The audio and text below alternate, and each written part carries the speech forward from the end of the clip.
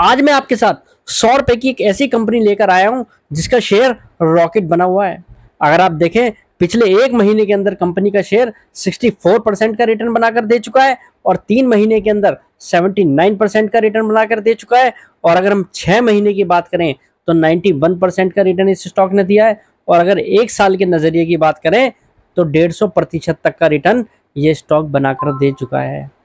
और देखा जाए तो ये स्टॉक अपने 5 ईयर्स हाई 135 रुपए को क्रॉस करने की तैयारी में है, यानी कि अपने 5 ईयर्स हाई को काटने की तैयारी में है।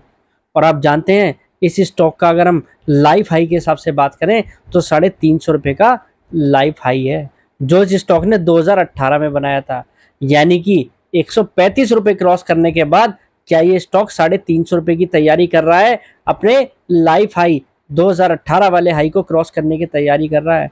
लग तो कुछ ऐसा ही रहा है जिस हिसाब से स्टॉक परफॉर्म कर रहा है, पर उसके पीछे कारण क्या है और कंपनी कैसी है ये भी जरा आप लोगों को समझ लेना बहुत जरूरी है, जो मैं आज आपके साथ इस वीडियो में डिस्कस करूंगा। तो चलिए वीडियो को शुरू करते हैं। कंपनी एनबीएफसी सेक्टर के अंदर कारोबार करती है और एनबीएफसी के अंदर आपको पता ही है किस तरीके की तेजी चल रही है, बाजार का इस समय फ्लेवर बना हुआ है।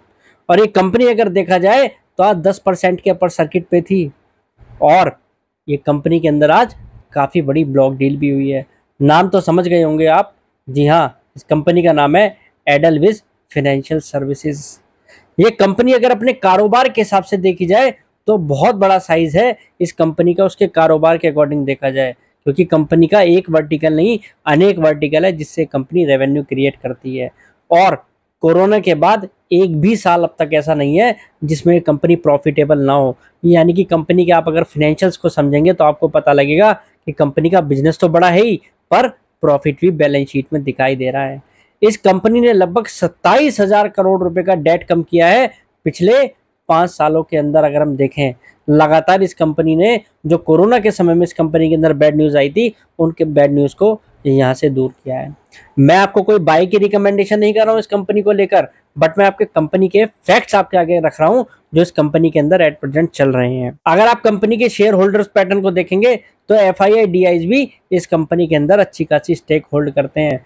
अब जैसा मैंने आपको बताया कि प्राइस एक्शन इस कंपनी के अंदर जो चल रहा है, इतनी तेजी आ रही है, उसके अनुपात में अगर हम बात करें तो आपको नियर टर्म में जब ये कंपनी 135 रुपए के आसपास जाती दिखाई दे, वहां से कंपनी थोड़ी गिरावट भी दिखा सकती है, क्योंकि वहां से बहुत बड़ा बुल रन इस कंपनी के अंदर हो चुका है अगर हम एक साल के नजरिए से देखें। यानी कि जो एट प्रेजेंट करंट लेवल पर खरीदने की सोच रहे हैं उनको ये भी देखना है कि कंपनी में नियर टर्म में थोड़ी बहुत गिरावट भी पॉसिबल है, तो उसका भी आप थोड़ा वेट करें।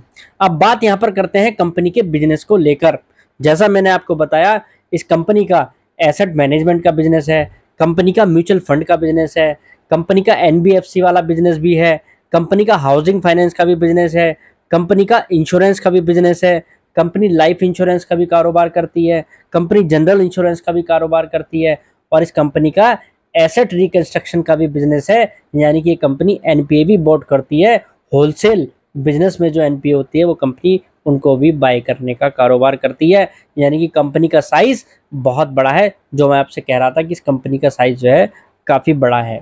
पर एक बात यहाँ पर यह भी है कि कंपनी का जो एसेट रिकंस्ट्रक्शन वाला बिजनेस है उस पर आरबीआई ने पीछे रोक भी लगाई थी, फाइनेंसिंग वाले बिजनेस पर रोक भी लगाई थी, कुछ उसमें इरेगुलरिटीज भी मिली थी, जिसके कारण आरबीआई ने फिलहाल के लिए इनके बिजनेस पर स्टॉप भी लगाया था। बट ये कंपनी जो है, कहना यह है कंपनी का कि हम उस पर प्लान जो है आरबीआई को दे चुके हैं, यानी कि वो भी अब मैटर कहीं ना कहीं सॉर्ट आउट हो सकता है। जिस तरीके से पीछे Kotak Mahindra bank, HDFC bank पर जो है आरबीआई की तरफ से एक्शन हुआ है, उस तरीके का इस एनबीएफसी पर भी एक्शन हो चुका है, तो आपको ये भी पता रहना चाहिए।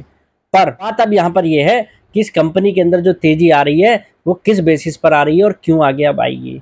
दरअसल देखा जाए तो एनबीएफसी एक ऐसा सेक्टर है जिसने पिछले 5 सालों से कुछ खास नहीं किया है, और अगर आप वैल्यूएशन के हिसाब से देखेंगे तो ये पूरा ही सेक्टर जो है अंडर वैल्यूड सा दिखाई देता है। और कंपनियों का साइज अगर देखें तो वो काफी बड़ा है और बिजनेस में ग्रोथ है। यानी कि एनबीएफसी सेक्टर की अब इंटरेस्ट रेट कट होने के बाद अब री रेटिंग आपको आगे भी दिख सकती है, और उस री रेटिंग में ये कंपनियां जरूर पार्टिसिपेट करेंगी। टर्म सिनेरियो में जिस तरीके की तेजी इस सेक्टर के अंदर रही है और इस सेक्टर में एडलविस फाइनेंशियल जैसी स्पेशल कंपनियों में रही है, उसमें नियर टर्म में आपको भी थोड़ी बहुत गिरावट भी देखने को मिल सकती है। जब इतना बड़ा बुल रन किसी कंपनी के अंदर होगा तो थोड़ी बहुत गिरावट भी आ सकती है। तो अभी आप इस कंपनी के अंदर वेट एंड वॉच करें, वॉच लिस्ट में इस कंपनी को रखें।